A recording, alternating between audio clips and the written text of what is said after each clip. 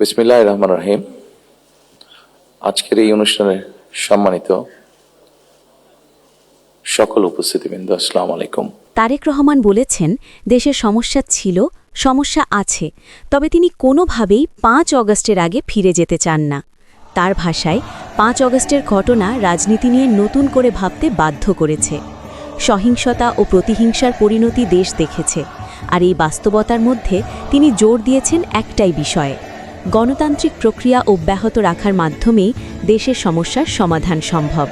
এই বক্তব্যে আরেকটি বড় উদ্বেগ হিসেবে উঠে এসেছে গণমাধ্যমের স্বাধীনতা এবং সাংবাদিকদের নিরাপত্তা। মাহমুদুর রহমান সাহেব বলেছেন একটি উদাহরণ দিয়ে, ওনার প্রতি পূর্ণ সম্মান রেখে আমি বলতে চাইছি, ওনার সাথে ওনার রক্তমাখা ছবি এখনো আমার চোখের সামনে ভাসে। কাজেই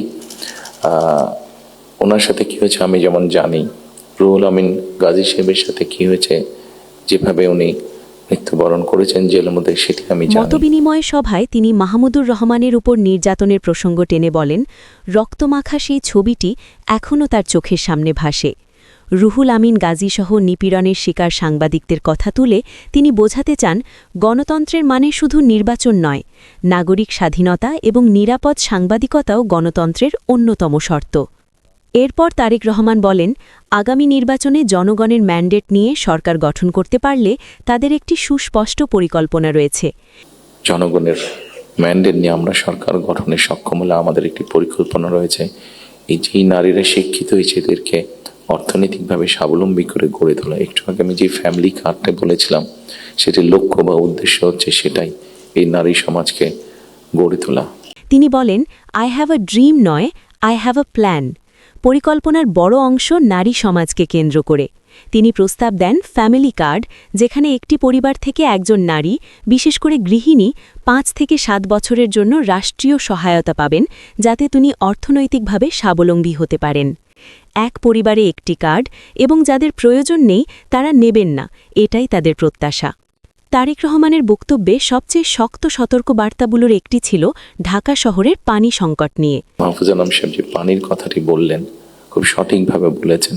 ঠিক এখন যেভাবে চলছে, এইভাবে যদি চলে, আমার যতটুকু ধারণা আগামী ১০ থেকে ১৫ বছর, হার্ডলি ২০ বছর পরে ঢাকা শহরে কোনো জায়গায় থেকে পানি আমরা পাবো না। আমাদের বুড়িগঙ্গা নদী সম্পূর্ণ রকম পলিউটেড, ১০০% পলিউটেড। শীতলক্ষা নদী 50%-এর মতন পলিউটেড। এখন মেঘনা নদী থেকে পানি আনার চেষ্টা করা হচ্ছে, আসছে বোধ একটা প্রজেক্ট কাজ হচ্ছে, কিন্তু এটার পানিও আগামী ১০ থেকে ১৫ বছর মধ্যে পলিউটেড হয়ে যাবে।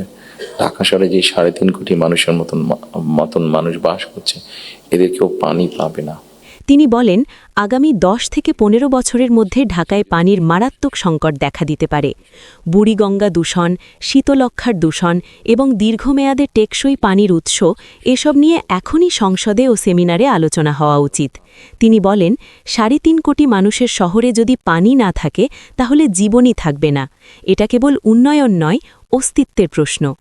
কর্মসংস্থান আর অর্থনীতির ক্ষেত্রে তিনি বলেন, একটি বড় মার্কেট হচ্ছে মানুষ যাবার জন্য, দেশ থেকে স্কিল শ্রমিক যাওয়ার মতন একটি বড় মার্কেট আস্তে আস্তে তৈরি হচ্ছে জাপানে, আস্তে আস্তে তৈরি হচ্ছে ইউরোপে, ইভেন চায়নাতেও তৈরি হচ্ছে। প্রতি বছর ৮ থেকে ১০ লাখ মানুষ বিদেশে যায়, তাদের বড় অংশই অদক্ষ।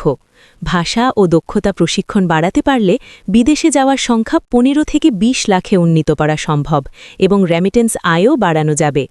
এজন্য ভোকেশনাল ও টেকনিক্যাল শিক্ষা ব্যবস্থাকে আধুনিক করার কথা বলেন তিনি।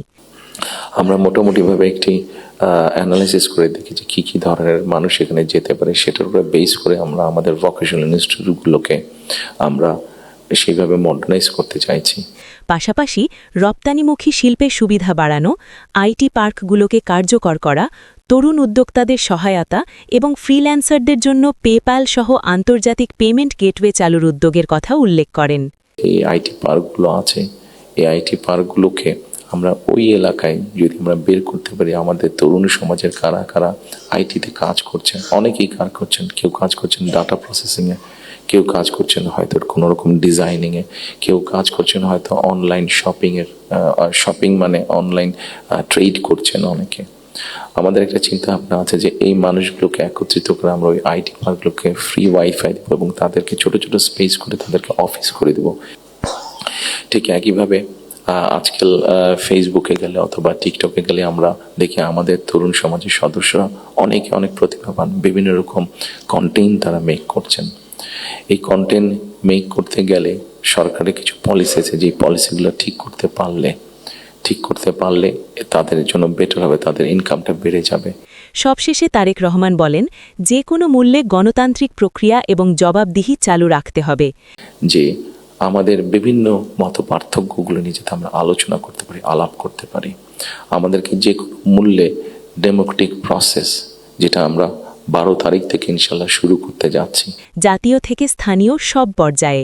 তিনি বলেন, সমালোচনা চাই, কিন্তু সেটি হতে হবে গঠনমুখী এবং সমাধানমুখী।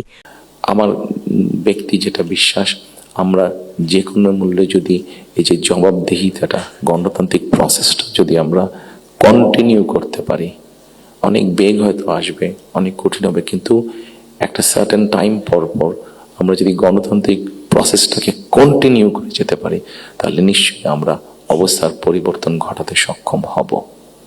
অর্থাৎ শুধু সমালোচনার জন্য সমালোচনা নয়, দেশকে এগিয়ে নিতে পারে এমন সমালোচনাই তিনি প্রত্যাশা করেন। শুধু না, একই সাথে আমরা ইনশাল্লাহ দেশের মানুষের সমর্থন নিয়ে সরকার গঠনে সক্ষম হলে আপনাদের কাছ থেকে এমন ধরনের আলোচনা, সমালোচনা আমরা পাই, যেটা আমাদেরকে সাহায্য করবে দেশকে সামনে এগিয়ে নিয়ে যেতে। শুধু সমালোচনা করার জন্য নয়, আপনাদের কাছ থেকে এমন সমালোচনা আমরা পাই যাতে আমরা দেশের মানুষের যে সমস্যাগুলো আছে, সেই সমস্যাগুলো যাতে আমরা সমাধান করতে সক্ষম হই, আমরা সরকার গঠনে সক্ষম হলে, সেই প্রত্যাশা রেখে আবার আপনাদেরকে ধন্যবাদ জানিয়ে আমার বক্তব্য শেষ করছি। আসসালামু আলাইকুম।